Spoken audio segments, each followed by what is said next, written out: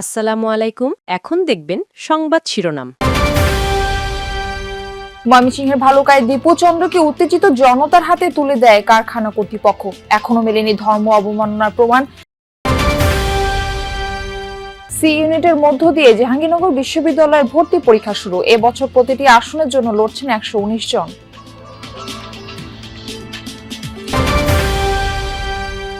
সুদানের সন্ত্রাসী হামলায় নিহত 6 বীর সেনার জানাজা হলো ঢাকা সেনানিবাসের। মরদেহ নিজ নিজ ঠিকানায় পৌঁছানোর পর রাষ্ট্রীয় মর্যাদায় দাফন। দিল্লির হাইকমিশনের সামনে উগ্র ডানপন্থী হিন্দু গোষ্ঠী বিক্ষোভ, বাংলাদেশ বিরোধী স্লোগান। চট্টগ্রামে ভারতীয় ভিসা সেন্টার পরবর্তী নির্দেশ না দেয়া পর্যন্ত বন্ধ ঘোষণা। এতক্ষণ দেখছিলেন সংবাদ শিরোনাম, এখন দেখবেন বিস্তারিত। ময়মনসিংহের ভালুকায় সনাতন ধর্মাবলম্বী যুবককে পিটিয়ে হত্যার ঘটনায় আরো 2 জনকে গ্রেফতার করেছে পুলিশ। গতরাতে ভালুকা থেকে ধরা হয় তাদের।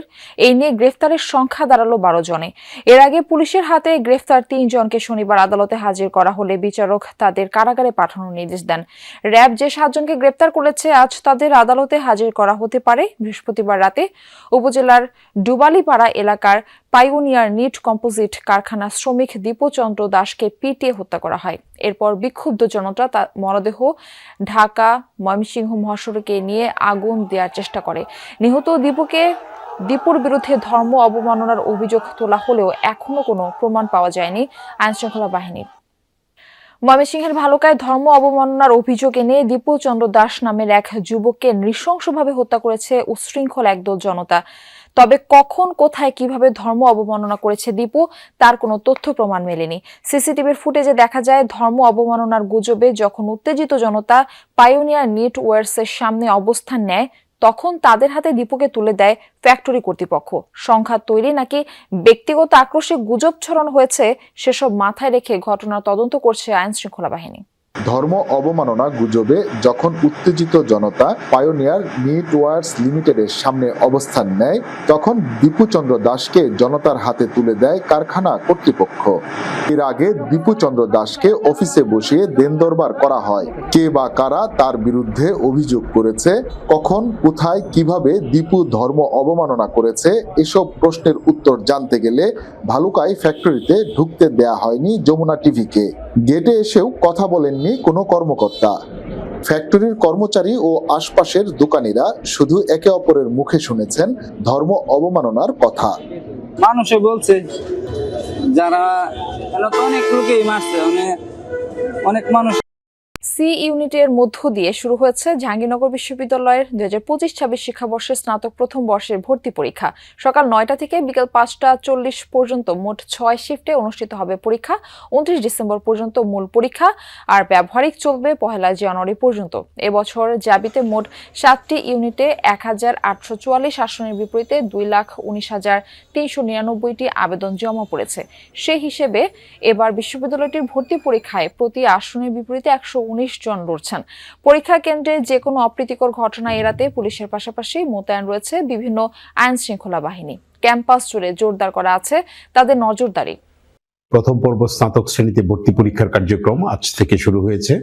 সেই পরীক্ষায় প্রায় 2,20,000 পরীক্ষার্থী অংশগ্রহণ করছেন।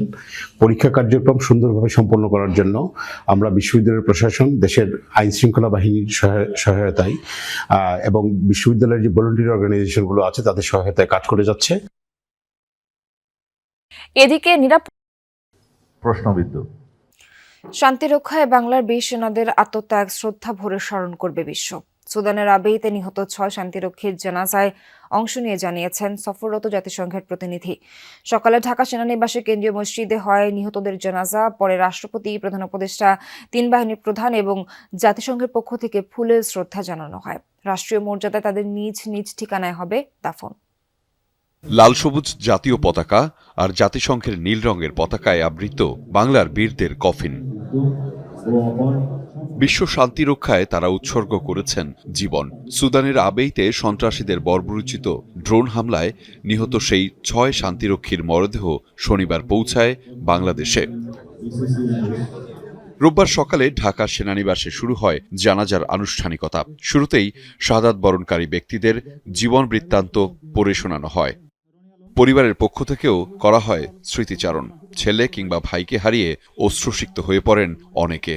যদি কারো মনে কোনো রকম কষ্ট দিয়ে থাকে, আপনার আল্লাহর মেহেরবানিতে তাকে ক্ষমা করে দেবেন, আর তাকে আল্লাহর কাছে সবাই মাফ করে দেবেন।